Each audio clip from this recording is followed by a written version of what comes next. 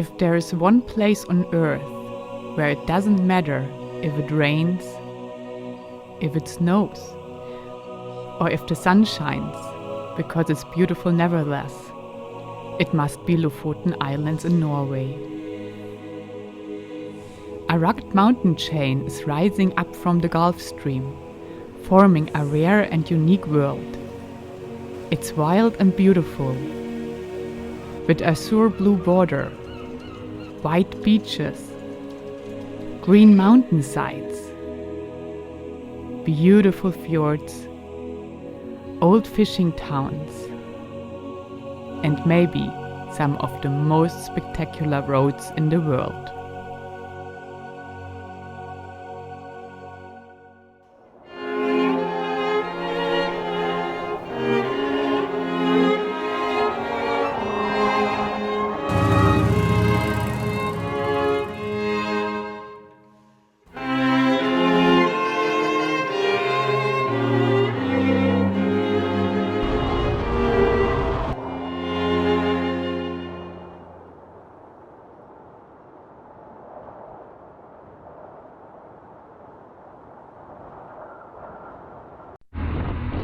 Hello, Lofoten Islands. This is our first meters of riding, and I'm so excited because I really always wanted to come here and have read so much about Lofoten, and it already looks stunning.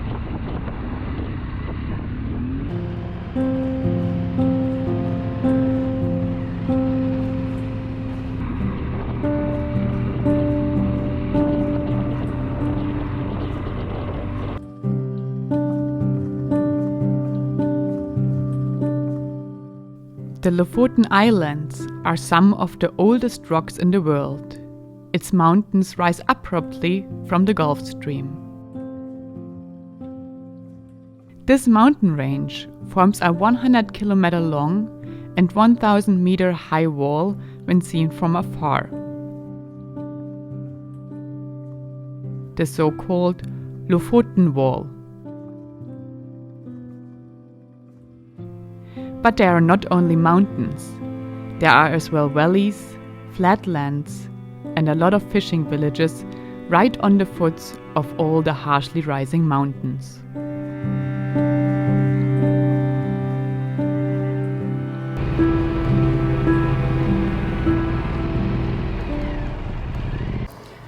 We are here on the most southern tip of Lofoten, and there is a little town that actually has the shortest name I ever saw.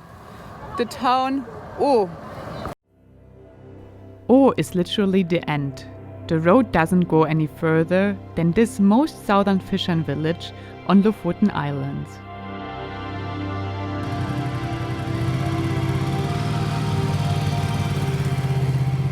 The town is mainly a museum and consists of 23 traditional red buildings that are 150 years old and are still in their old place. The name Å, by the way, means creek, so we decided to stop at the lake Åkvatnet, which shores reach Å and which is connected with the ocean by a little creek.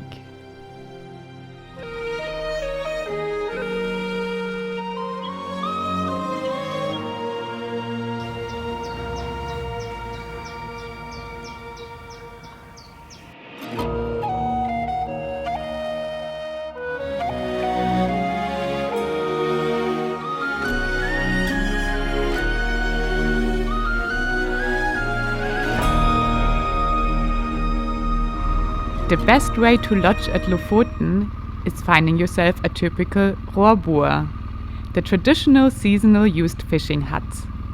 Some of them have been restored and converted to small cottages on the water. They are super popular amongst tourists, and even though Corona restricted traveling a lot, Lofoten were the only place where we really struggled to find accommodation. So better book way in advance in a normal year.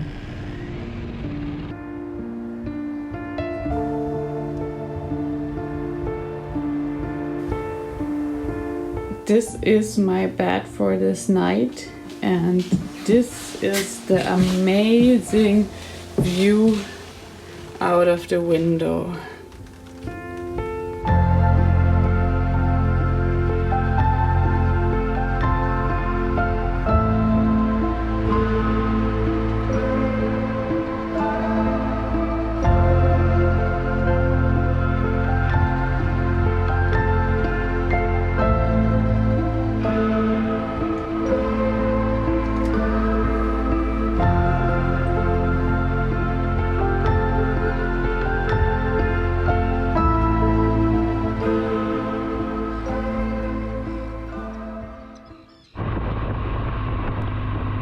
I have a surprise for my travel partner. He has birthday tomorrow, and this part of Lofoten has the nicest restaurants, so I will take him out for dinner to celebrate.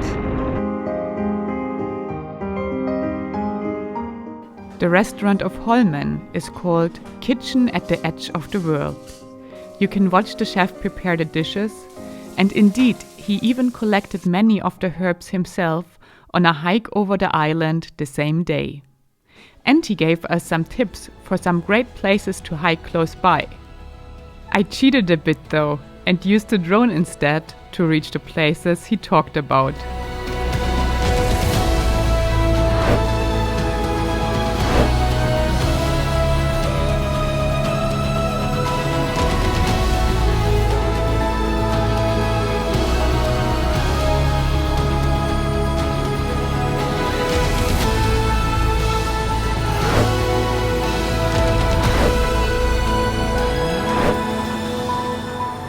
The island Moskenesøy is the most southern island of Lofoten and one of the biggest and most famous islands. Here is Lofoten like you probably know it from the photographs you have seen.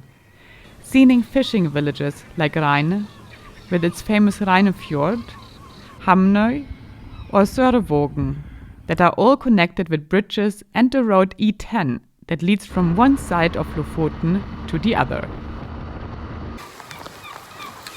Good morning from Lofoten. It's raining again, so it was only a very short time that the weather was good, and now we're back into the everyday rain.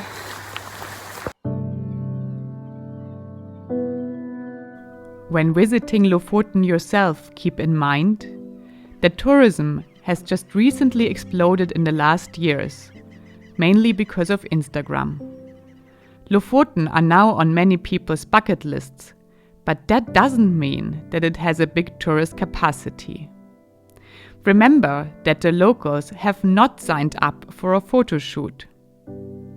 You can indeed wild camp for free in Norway, but Lofoten are not the ideal place for that either.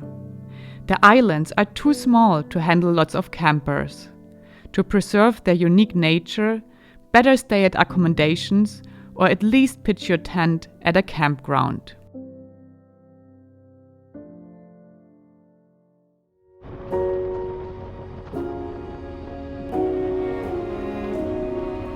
Before heading north, we went around the fishing village Rhein one more time. It's famous for its traditional red and white fishermen's huts and the surrounding peats of granite shooting out of the Rheinefjorden. Rhein's beauty earned the village a reputation as the most beautiful place in the world. Every night, when I close my eyes, I see.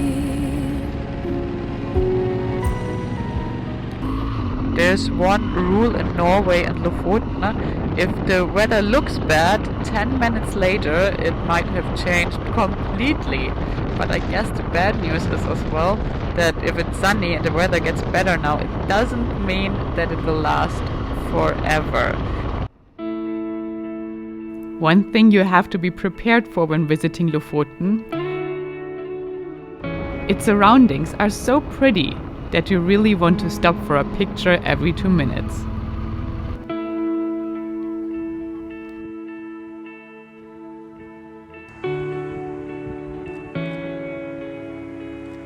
So at one point I had to force myself to not stop anymore and just drive to the next destination we wanted to go, to Fredvang, where you can literally drive over water. The Fredvang bridges connect the fishing village of Fredvang with the neighboring island of Flakstadøya. The road leads over 4 little islands, and the spectacular mountain background makes the drive one of the top things to do on Lofoten.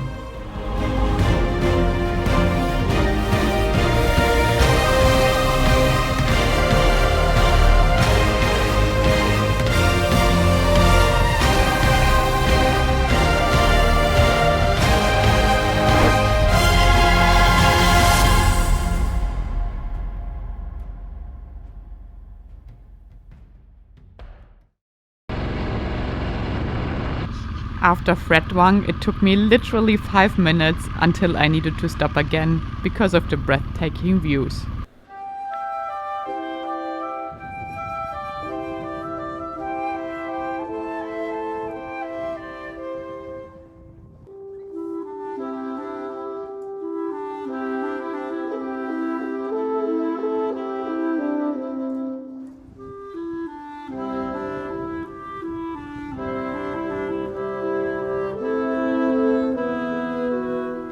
My travel partner, meanwhile, is turning his back on me because I'm stopping way too often for his taste.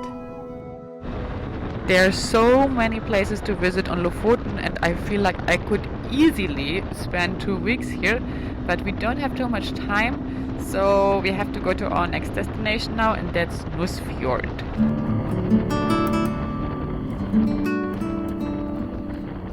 When entering the dead-end road to Nussfjord, I already get a feeling of entering a very special place.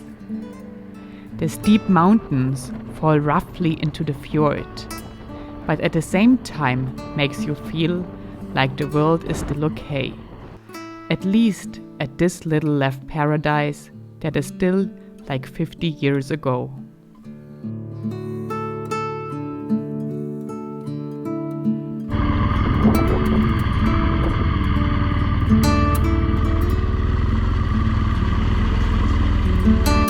We are at Nussfjord now. Behind me you can see the fjord, and this place is actually a village of so-called rorubers, which are small fishing cabins, and you can as well stay there these days because this one is a hotel and very well preserved.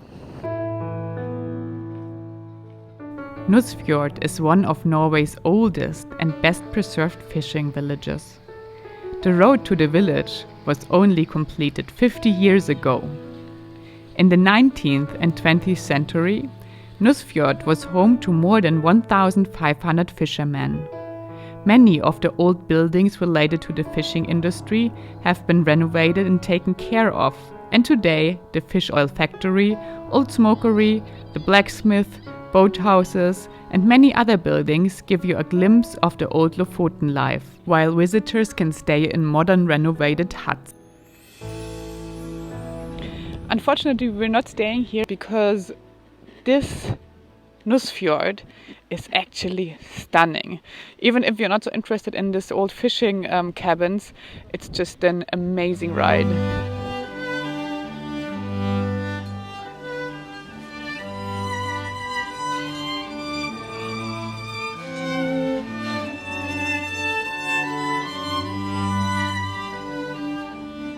We're having a very nice lunch today at the restaurant of the Nussfjord hotel. It's super beautiful in here, and we're spoiling ourselves because someone has birthday today, and it's not me. Caroline Restaurant offers some amazing fish burgers with maybe one of the best views of Lofoten Islands. And then, like always, I forgot to take a picture of the nice birthday dinner, and only this is left of the fish burgers. We actually still don't know where we will sleep tonight, and we were hoping to find something at our next destination, which is Henningsvær. But we already checked online and it looks like everything is booked out, but we will still try our luck.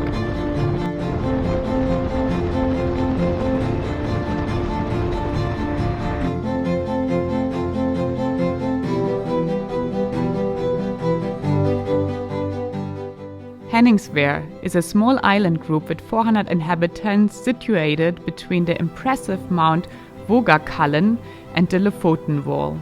The town is famous for its handcraft boutiques, restaurants and galleries, and a favorite place to visit for many tourists. Their village stretches across several islands, with one single island just for a soccer field.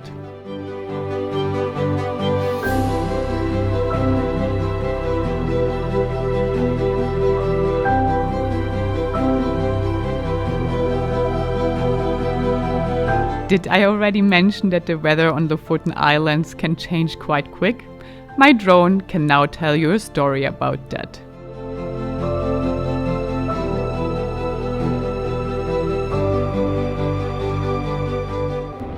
So we didn't find a place to stay in Henningsvær, and it as well doesn't look good with availability close to here, somewhere in the nature. So I guess we will probably have to go to the next bigger town, which is Svolvær, and it's about 25 kilometers from here. And yeah, but at least it looks as if we will get out of the rain soon again. I like the way you're thinking. I don't really care about the music on the dance floor. I don't really mind. All the smoke is in the bathroom. I don't care. After a beautiful day of riding with only a little bit of rain, we arrived in Svolvær, which is actually much bigger than the other towns that we have been before. And now we're finding some food. Only world that we live in, oh baby. Indeed, Svolvær is the biggest town on Lofoten, which doesn't mean that it's overcrowded. There are still only 5,000 people living. The nearby village Vågar, just a few miles west, was by the way the first real settlement in northern Norway, dating to 800 AD. Hello sun, long time no see. Thanks for joining the journey to the gems of Lofoten. But we are not done with traveling islands yet. The next episode will take us from Lofoten to the more remote, but not less scenic Vesterålen Islands. Give me a thumbs up if you like this episode and say hello to my travel partner in the comments so he gets some belated birthday wishes.